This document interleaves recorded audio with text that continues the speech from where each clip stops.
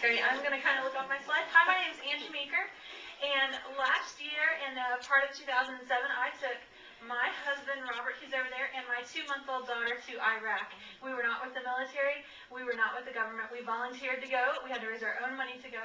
We went to the humanitarian aid organization. And you know what? I said I went to Iraq, but I didn't really go to Iraq. I went to Kurdistan, which if you're familiar with Kurdistan, it's where the Kurds live. The Kurds are the largest ethnic group in the world without a country to call their own. There are 30 million of them, and 7 million of them live in Iraq. This is the Iraq that we went to. I don't know if you ever see this on the news. I mostly see deserts and things like that, but this is where we went. Beautiful mountains with snow, and that is actually a village that was torn down by Saddam, so that's not actually where we went. But I've been there.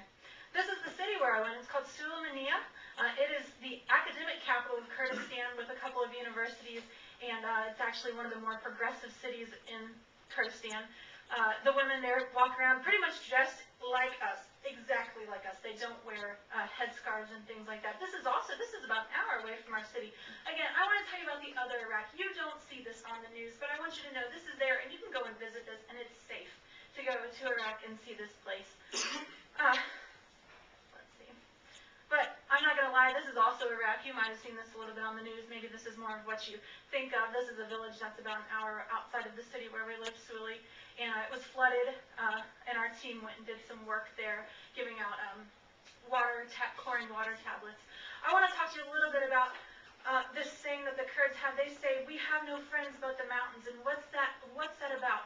Well, the Kurds all through time have been attacked by everyone that's around them, and they flee to the mountains, literally. They just pick up and they move to the mountains, hide in the caves.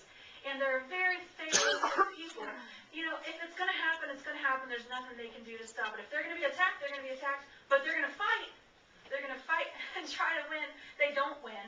They never do win because they're not strong enough and they don't have an air force. But I want to tell you about what happens when the Kurds overcome. This was a park in our city. It's called Park Yazadi Freedom Park. If you look, you can see the Ferris wheel. You can see the swings. This is actually where the paddle boats would go. Park Yazadi, the next picture, that's the bumper cars in the city where we live in Iraq, which you don't see on the news. Park Yazadi is where Saddam used to take the dissidents, the Kurdish dissidents, and kill them and torture them and hang them, shoot them and that sort of thing. And it was literally a block away from where we lived. We go there and have fun and celebrate. You might know a little bit about Iraq or about Kurdistan. Maybe you've heard of Halabja. Most of you, everyone in here, I think, is old enough to have been alive in '88 when Saddam gassed Halabja. Halabja was about 2 hours away from where we lived. Our office was supposed to be in Halabja, but a couple of years ago, actually it was in Halabja at one point, but a couple of years ago someone shot a couple of our teammates, and so we moved to Suli so we didn't get killed. This guy right here, he's a Kurdish man named Goran. That's my husband and me. Goran is from Halabja. He was our team translator. He worked on a project for us called Brothers Together, or Shevet Achim. And someone seems to know this. Do you know it? You look like you have a look of familiarity on your face. Shevet, or Brothers Together, sends desperately ill children from Iraq to Israel for heart surgery, free heart surgery. Now, if you know anything about the Middle East, you know this is a big deal. You don't go to Israel for anything. And this is a picture of one of our kids that went to Israel for heart surgery. And this is a big deal for the Kurds to say, you know what, I'm going to go. I'm going to go outside and believe that someone besides the mountains cares for us and will take care of us. And so if you want to learn more about it, you can go to shevet.org, or we have a couple brochures here where you can learn about Brothers Together and the work that's going on there. You know, one of the things that I want to tell you, a lot when you hear about the news, you hear, oh, the troops, they're in Iraq, and you know, they're doing this work, and they're doing such a good work, but let's bring them home. And you hear about the death toll and the price tag and that sort of thing, and you think, does it really matter? Are they really making a difference? I want to tell you that they are. They're liberating people. People are alive today because our troops are there. One of the projects that we did was called Home Runs in Halabja. We went back to Halabja and took some government grant money, did a baseball tournament. What's baseball? Who cares? Baseball, you know, they like soccer. Here, let me tell you what baseball meant to them. We put on this 5-day baseball camp for about 60 boys in Halabja. I directed it. Big deal for a girl to come into Halabja and direct the baseball camp. Imagine that. The mayor of the city came up to us afterward in tears, said, thank you for coming and doing this. You've shown our boys how to work as a team when they're bored.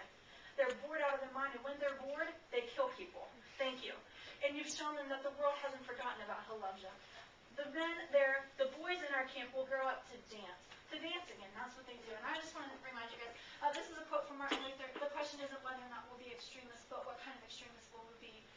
nation and the world are in dire need of creative extremists. Just enough. I don't know who. Oh, snap. I don't know who you guys are, but let me tell you something. Whoever you are, there's a place for you to serve in the world outside of the U.S. The math guy, go, they need math teachers. Are you a nurse? The nurses there don't know how to take basic vital signs. Are you a painter? There's a construction boom. Go paint with them. Go learn with them and that sort of thing. So I just want to encourage you, whoever you are, there's a place for you in the world outside of the U.S. and you can really make a difference in people's lives. So that's it.